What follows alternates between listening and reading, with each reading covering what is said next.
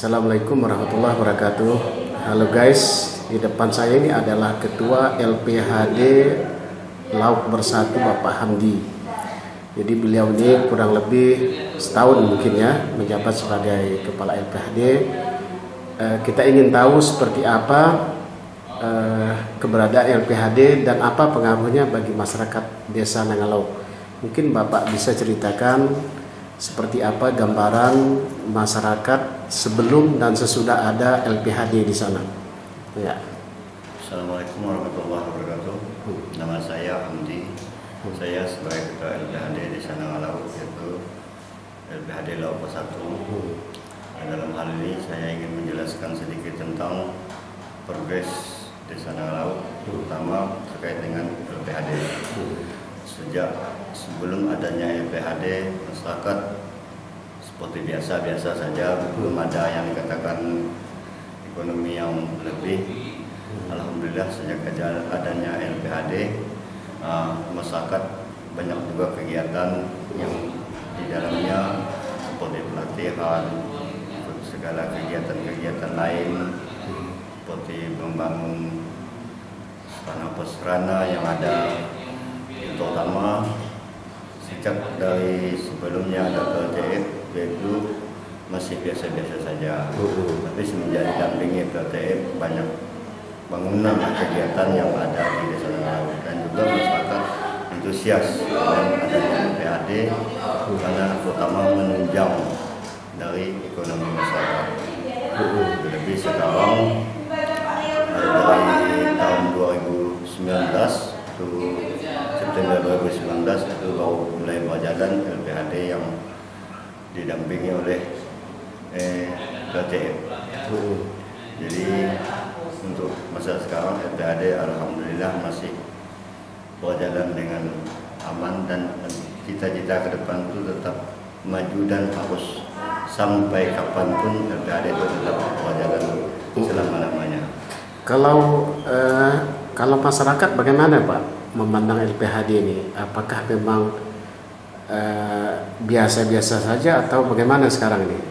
Kalau untuk masyarakat ya ada juga lah yang masih katakanlah belum paham. Belum paham. Tapi 70% itu udah paham dengan LPHD.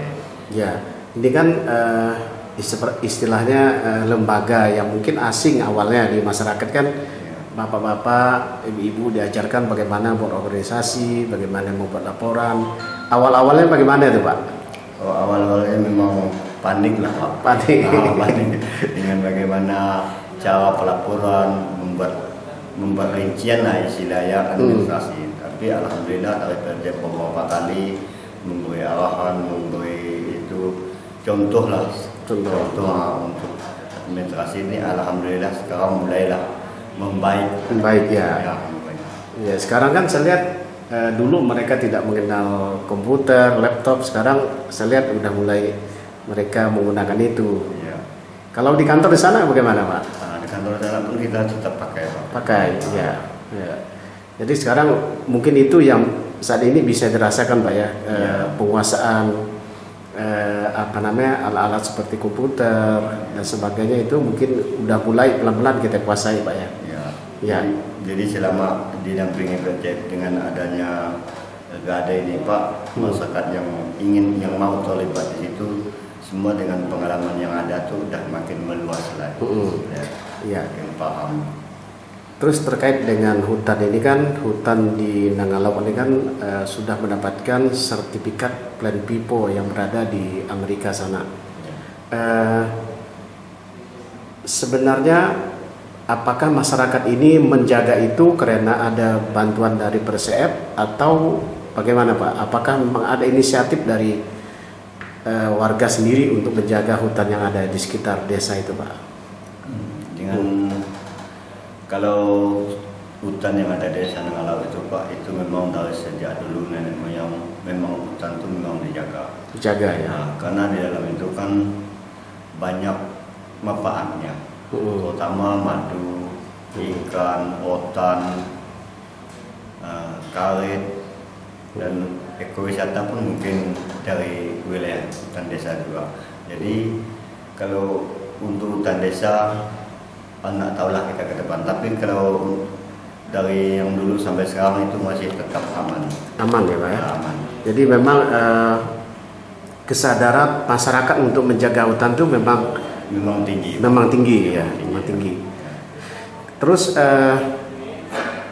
dengan adanya tim patroli hutan yang sekarang ini sedang berjalan, apakah itu memang tetap dipertahankan atau kita akan wariskan nanti ke generasi akan datang gitu?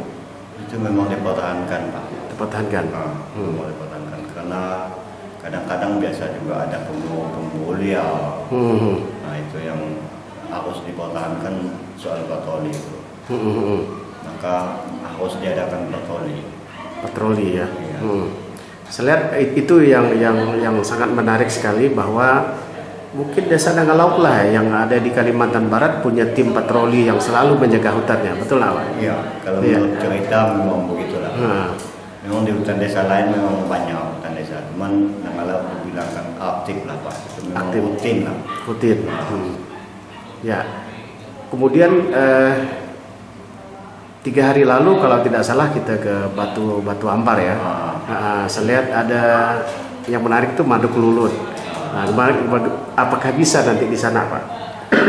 Kalau dilihat dari perjalanan kita yang ke Batu Ampar itu Pak, itu sangat menarik lah, terutama Madu Kelulut lah yang mungkin bisa dikembang.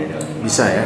Karena di desa kita itu kan banyak juga kelulut, dan lagi kita lihat secara budidaya itu pun tak terlalu sulit. Ya. Mungkin bisa kita kembangkan di sana.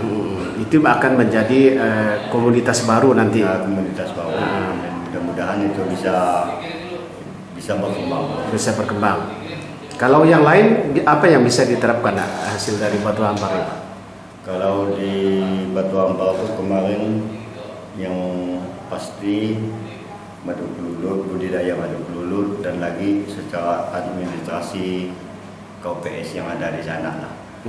Memang sih kita ada melihat keramba udang yang ada di keramba kepiting yang ada di Batu Ampar kemarin yang dibudidayakan oleh mereka tuh. Cuman kalau di daerah kita itu kan nggak bisa untuk dibudidayakan kepiting. Cuman mungkin nanti budidaya ikan-ikan yang lain yang bisa kita ambil. Bisa diambil dari situ ya. Dari pengalaman dari mereka. Oke. Kemudian ini Pak, ini kan generasi pertama lah kehadiran PRSF ya. Generasi Bapak. Saya rasa regenerasi berikutnya mulai nampak, ada ya macam Rosa yang baru tamat SMA. Jadi Bapak melihatnya bagaimana nih ke depan nih? Generasi muda mulai terlibat di sini. Ya kalau saya sih kuat antusias lah Pak dengan muda-muda yang sekarang ini, karena harapan saya kan, saya sudah tua, harapan saya tuh mereka inilah yang nanti yang akan meneruskan gitu. Dan kelihatannya pun memang mereka memang berambisi juga lah Pak untuk memajukan LPHD terutama dan masyarakat yang sosial. Terus apa harapan dari LPHD terutama untuk desa, untuk kecamatan sampai kabupaten gitu Pak? Ya harapan saya sih bisa mendukung lah dengan kegiatan LPHD. Semoga LPHD Dangalauk ini jangan dipersulitkan. Dipersulit ya. Kalau memang ada yang kurang jelas, silakan diundang. Kita siap untuk datang bagaimana solusi yang terbaik. Harapan saya itulah pendukung yang dari pemerintah, baik pemerintah desa, kecamatan maupun kabupaten. Ini kan saya lihat belum setahun ya Pak ya, programnya belum setahun berjalan. Tentu secara hasil mungkin belum kelihatan. Tapi kalau saya lihat dari sisi kelembagaan mulai terbentuk Pak, betul lah Pak? Betul, alhamdulillah Pak, mulai rapi lah. Mulai rapi. Ya.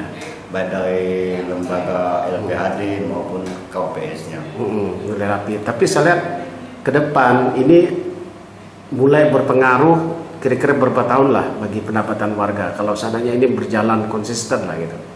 Ya pastilah Pak, terutama pengaruhnya kemajuan untuk masyarakat, bagi ekonomi masyarakat. Itu tetap istilah imbasnya membangun juga ke masyarakat. Oke, mungkin ini kawan-kawan yang bisa hasil wawancara dengan Pak Hamdi sebagai ketua LPHD. Ya, mudah-mudahan ini menjadi inspirasi kita semua bahwa di desa Nangalauk adalah berusaha untuk menjaga hutannya dengan baik, dengan memperkuat kelembagaan, memperkuat sumber daya manusia, dan memperbuat perangkat-perangkat yang lain. Terima kasih Pak.